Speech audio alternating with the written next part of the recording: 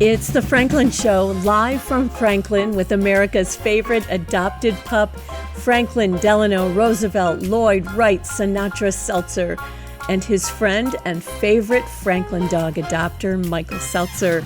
And I'm your announcer, Ann DeLisi, the cat adopter of Cadju Avenue on Detroit's East Side. Now, here's The Franklin Show.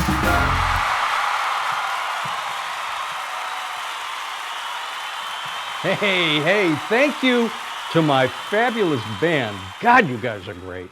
And to my announcer, and to all of you folks up there in the cheap seats and throughout this massive studio. Welcome to the Franklin Show. I am so happy to be here. We have a great list of guests coming up here and a wonderful new show to present to you here on the Franklin Show. You stay tuned and we'll be right back.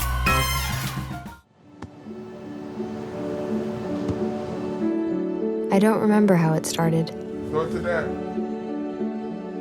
Oh boy. Our back and forth. It always came back. Dad! You probably don't remember what you told me, That was perfect. but I heard every word.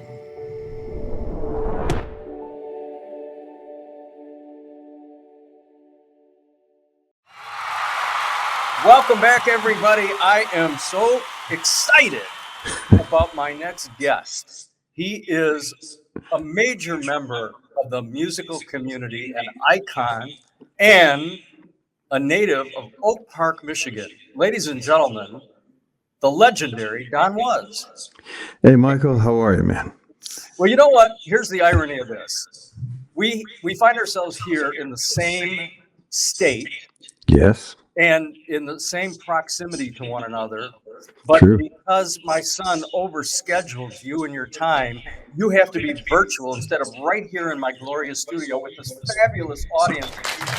I believe it is the walking definition of irony. Irony. And I think the bottom line is I could disown Justin Seltzer and you could maybe fire him, or maybe he fires you. I don't know. Pecking order. Maybe I adopt him and he goes to work for your TV show. Hey, I don't think he would have any interest in that, but it's certainly a creative thought, and you are a creative genius. All right, One so solution. that out of the way. So welcome back, and welcome to Detroit once again, Thank you. where you now reside somewhat regularly, and happy to have you. I am most intrigued by the latest effort, your project, the Detroit Pan Ensemble. Pan Detroit Ensemble. Yes. That's what I said. So let's talk about that. Where did I kind of like the Detroit Pan Ensemble. all right, well, look, I'm a creative guy, as you know, and what the hell? All I got to do is swap the words. So where did this emanate? And let's talk about it, because man, it is sizzling. I've seen clips. I unfortunately missed you by one day. Yeah, no, man. We had a good time at the Majestic Theater last Saturday night. I could tell. Well, what happened was my old buddy, Terrence Blanchard, Blue Note recording artist, great movie score composer, and opera. He's written operas. Super talented guy, was curating a series for the Detroit Symphony Orchestra on it's the Paradise Valley, so it's kind of Detroit jazz thing. And he asked me if I wanted to do one of the nights in the series, and that was about 2 years before the gig. And I was like, yeah, sure, fantastic. About 6 months before, I realized I didn't have a band and I didn't have any songs, and I had to get something together. So one of the lessons I learned producing records early on was, well, I got to work with a bunch of my heroes in a very short period of time in the early 90s. Bob Dylan, the Rolling Stones, Willie Nelson, Brian Wilson, Chris Christopherson, Leonard Cohen, maybe the greatest writers of our time. And it gave me really severe writer's block, right? Every time I sat down at the piano, I think, well, what is the point of this? With Brian Wilson lives a mile away, just give him this lyric and let him write something great to it. So for about 5 years, I couldn't write a song. Then one day I was in the studio with Willie Nelson, and I'm watching him, and again bemoaning the fact that I can never be Willie Nelson. Then it hit me, but Willie Nelson can never be me. Willie Nelson did not drop acid and go to the Grandy Ballroom in 1968 to hear the MC5. George Clinton did not play a sock hop at Willie Nelson's junior high school in 1965. You know, it was there's an experience from growing up in Detroit in that period of time that gives me a voice that's different from the people I was working with. So I decided in that moment that the thing that makes you different from everybody else is not a marketing problem, but it's actually your superpower as an artist. And at Blue Note Records, and also when I'm producing other artists, I always try to encourage them to be the best version of themselves. Don't try to imitate what's popular in that moment. Don't follow fashion. Be you. Because all the artists that you've seen who have any kind of enduring careers have done that. There's nobody else like Neil Young. There was nobody like Prince. There was nobody like Elvis. There's nobody like Bob Dylan. So when it came time to put a band together for this one show for Terence Blanchard at Orchestra Hall, I thought, man, just be yourself. Go back to Detroit, get in a room with some like-minded individuals, and really find people who grew up listening to the same radio stations as you, and who played in the same bars and knew the same musicians and drove the same streets as you. And there's going to be a common musical language that'll distinguish this band from all other bands. So that's what we did. We put a 9-piece band together for this one show, and the minute we started playing together, I realized that there was something special happening, the kind of comfort we had on day one should take 5-6 years to evolve. So we decided to book a tour right after the Detroit show. And we're on our 5th tour now. We just came from Japan before we started these dates. Just had an album come out last Friday. And it sounds very much like 9 people who grew up in Detroit. And absorbed all the fundamentals of the musicians who preceded them, and then try to do something new with it, try to reshape it, reform it into something that hasn't been done before. That's the goal. The chemistry is breathtaking. I mean, it's amazing. And I mean, I know some of the members of the band, Dave McMurray. I'm a big fan of Dave's. Yeah, incredible musician. I had him on the show, and I think we're going to marry this interview to a repeat of that. Oh, great, good. Hear more of Dave McMurray. But yeah, who else? He's got a new record coming out in November on the Blue Note label. It's, I think, the best record he ever made in his life. So I'm excited about that. Way to promo that. We'll put that up. Thank you. So who are the other members of the band for the audience to be able to recognize? Well, first of all, the lead singer is a woman named Stephanie Christian, who's just a world-class singer. She's one of my favorite singers anywhere in the world, not just in Detroit. And when she's not playing gigs with us, she's out touring with Kevin Saunderson in Inner City.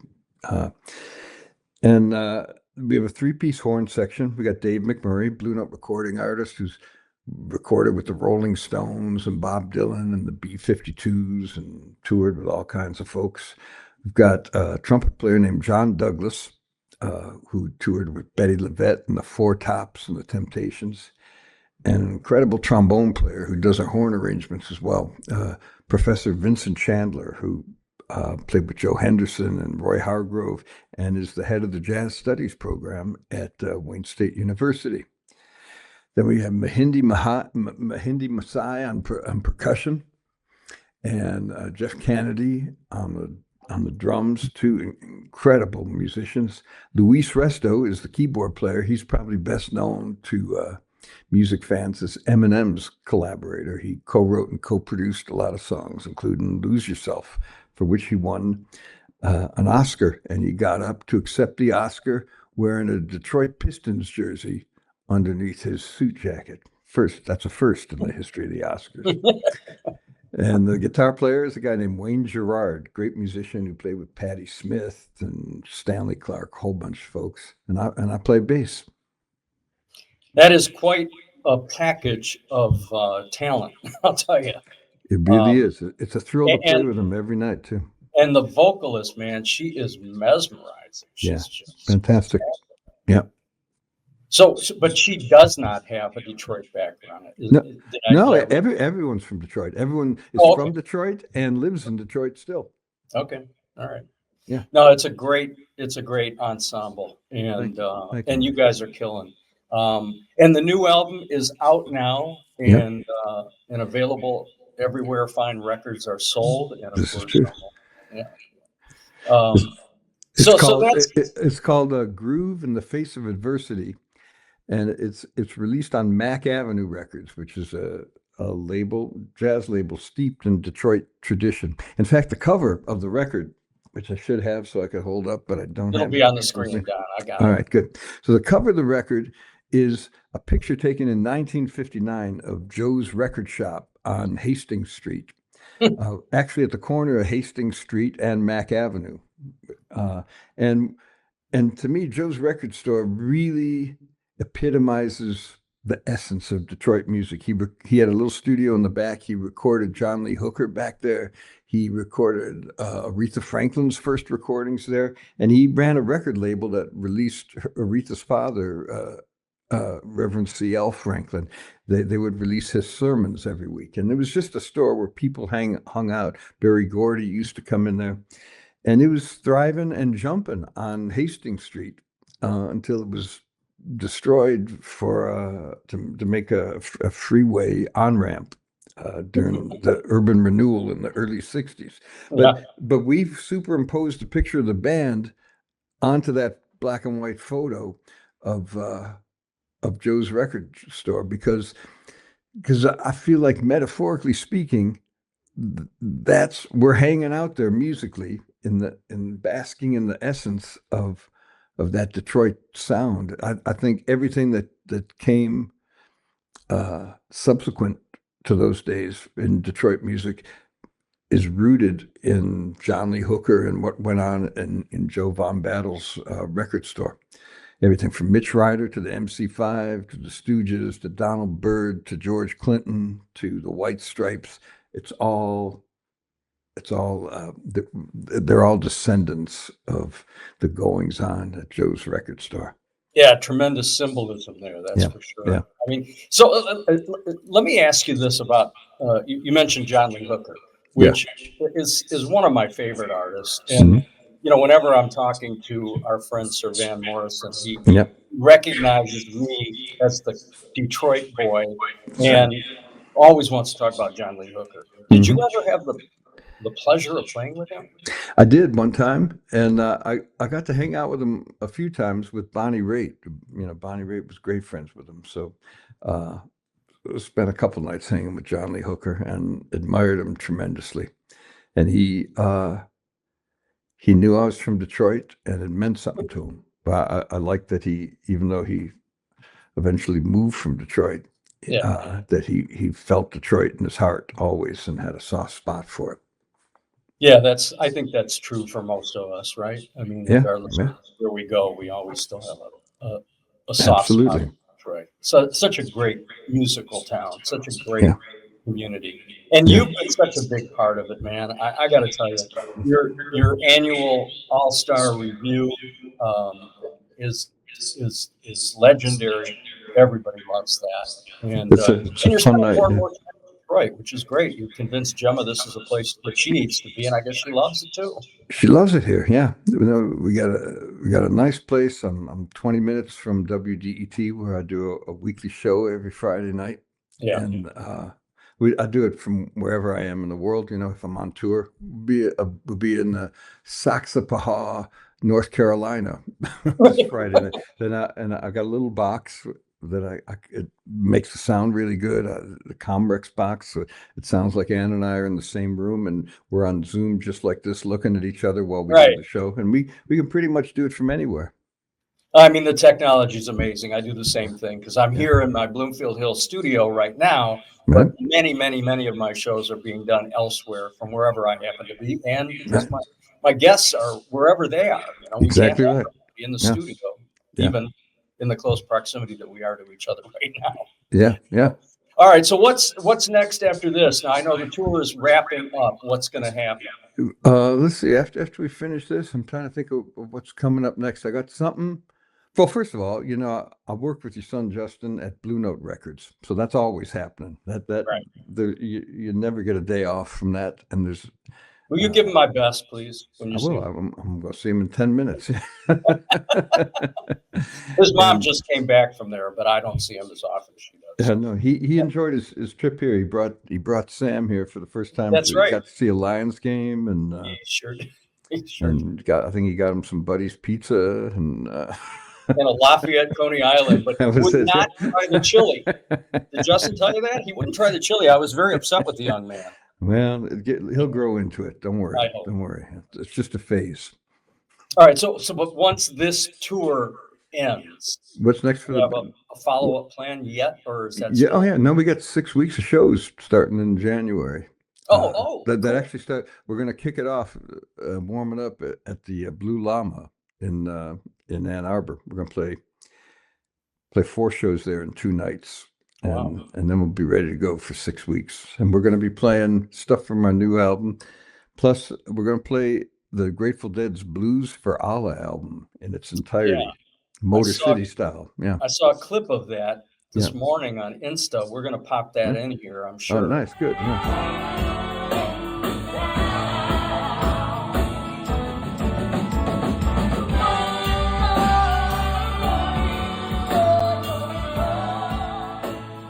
All right, well, good. We'll put up the tour schedule for Thank you, Mike. for you. Great. And man, I just want to thank you for taking the time. I know you're wall to wall, and you're just a legendary icon, beloved all over the world, and notable for so much. I'm just proud to know you, and proud to call you a friend, and grateful for your Well- contributions to something we love, which is music. I just love that. Well, thank you, Mikey. And not only do I enjoy your show, but you did a great job of raising Justin Seltzer, man. He's an indispensable part of the team, man. We couldn't have Blue Note Records without all the hard work he does. And Well, that's very kind of you to say, and I know that comes from the heart. I appreciate that, and I know definitely. Yeah. Lori was mostly responsible. Very little to do with it, and everyone knows it. So, but good try, man. Good try. Okay. All right, thank you All right. so much, Don. Great I to see you, Michael. appreciate having you. Good luck with the rest of the tour, All right, and thank you. we'll be in touch. All right, thanks for having me. See you. All right, folks, hang in there. We've got more riveting entertainment, and you're going to see performances by Don Was and this band and Dave McMurray coming up on this very special edition of the Franklin Show. We'll be right back with all of you. Be right there. Wait. Use the shovel and bucket of water, remember? Drown, stir, drown, feel. Then make sure it's cool. Where'd you learn that? SmokeyBear.com. Brushed up on some tips before we left. Don't want to start a wildfire, right? Only you can prevent wildfires. All right, we are back, folks, and I have a very special guest. Please welcome Dave McMurray. Hey, Dave, how you doing? Hey, how's it going, Michael? It's great to see you, man. You look Yeah, great. good to see you. So Yes. you go all the way back to the days of Was Not Was. Oh, yeah. And That was great the time. the illustrious history of the Don Was band. I mean, that's a major element of your career, yeah. Definitely, it definitely was. When it was funny when I first met him. I had a band. I used to have a band called Midnight Sky. Our bass player, his name is Giovanni Collier, he got a call from Don Was, and after he did the session, he said, "Dave, I did a session with this guy. I did some new wave." That's what he called it. I was like, "New wave? What are you talking about?" And he's like, no, it was a great session. I was like, hey, I want to do it, but Yeah. I just said that, and a couple of weeks later, he called me for the session, and it ended up it was one of the craziest sessions ever. It like started at midnight, and he just played me a lot of like grooves, and I didn't really hear the complete song. I just heard like the bass lines, and then he go, okay, play, Yeah. and he's like, don't play normal. I mean, like just don't play regular, like Right. play. I know the way, I know everything you do, so I know how I want you to play.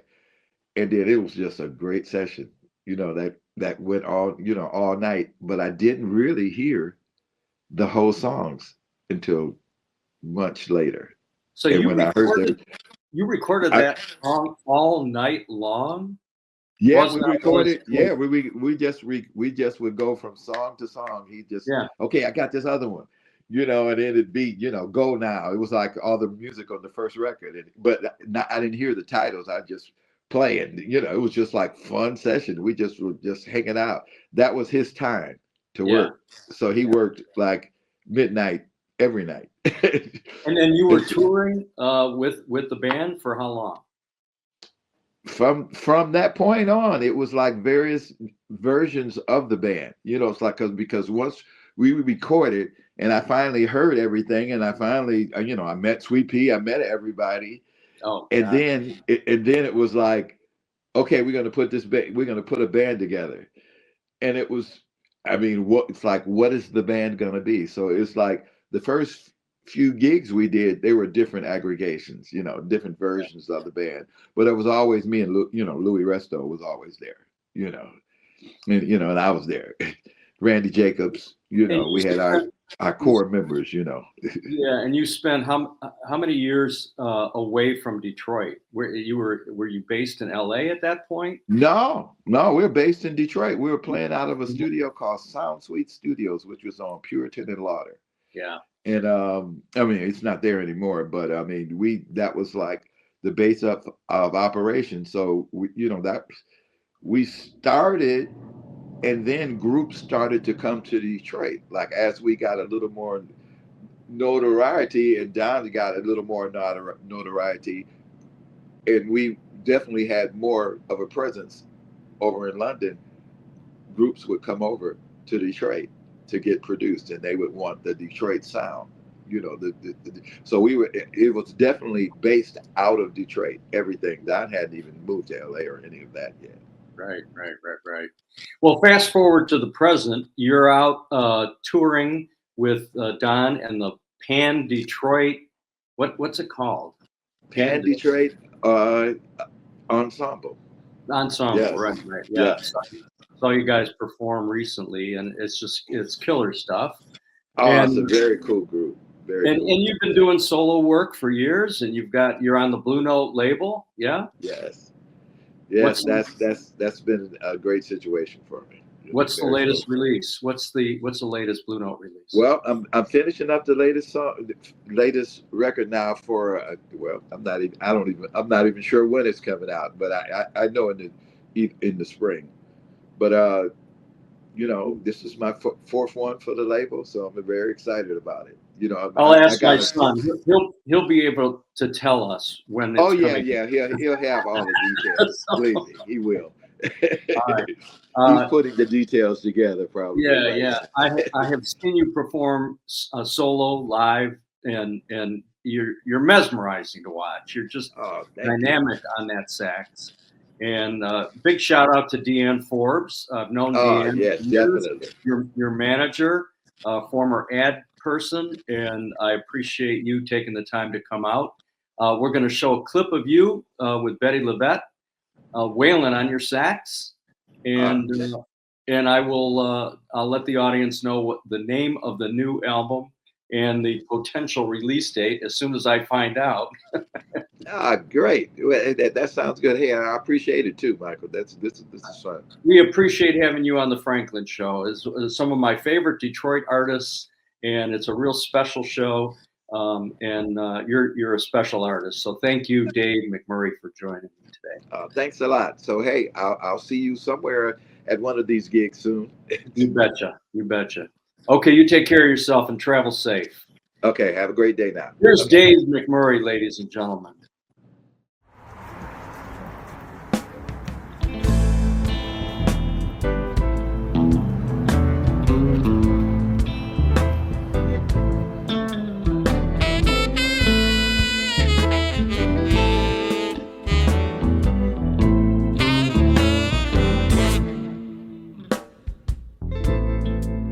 If I had a gun for every ace I've thrown,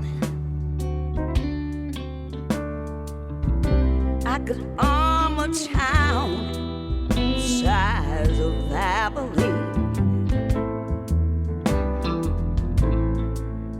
Don't push me, babe, 'cause I'm on in love. And you know I'm only in it for the gold.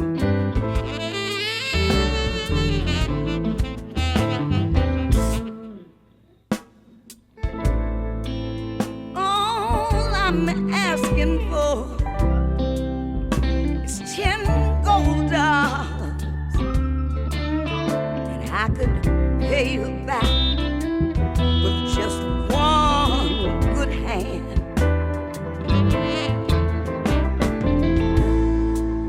You can look all around the whole wide world over,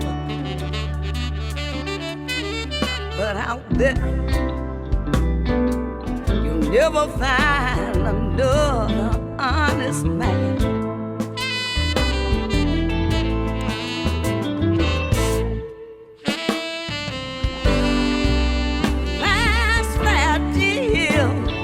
The country, last fair deal in the town. Put your gold money where your love is, baby, before you let my deal go down.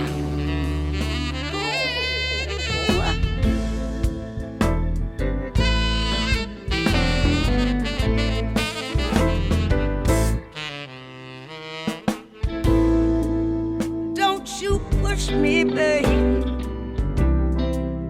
'cause I'm on low, and I know a little something about everything you wanna know. Don't touch no hot liquor, just a cup of cold coffee. Gotta get up in the morning, 'cause I gotta go. I've gotta go.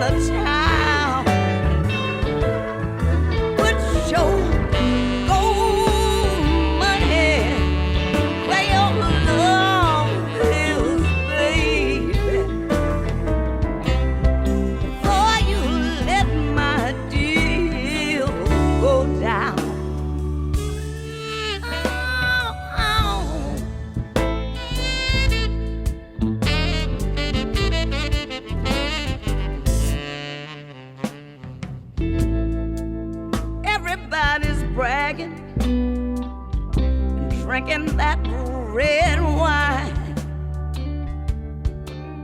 Now I can tell the king of diamonds by the way he shines. Come kiss me, daddy, on an inside street. I ain't got no chance of losing this time. No chance of losing this time. I ain't got no chance of losing this time. I won't be a loser, not this time. Not this time. I won't be a loser. I won't be a loser. Not this time. Not this time. I won't be a loser. Now, now, now.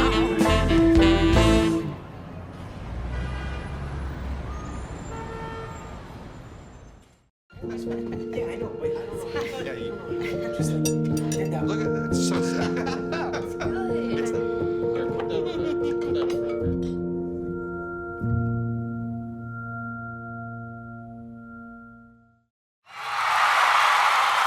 Well, folks, thank you so much for tuning in, and thank you to my great band, my fabulous announcer, this entire great studio audience, and all of the technicians that work so hard every week to make The Franklin Show the most entertaining and award-winning show on television. God bless you all. See you next week, right here on The Franklin Show. Thanks, everybody.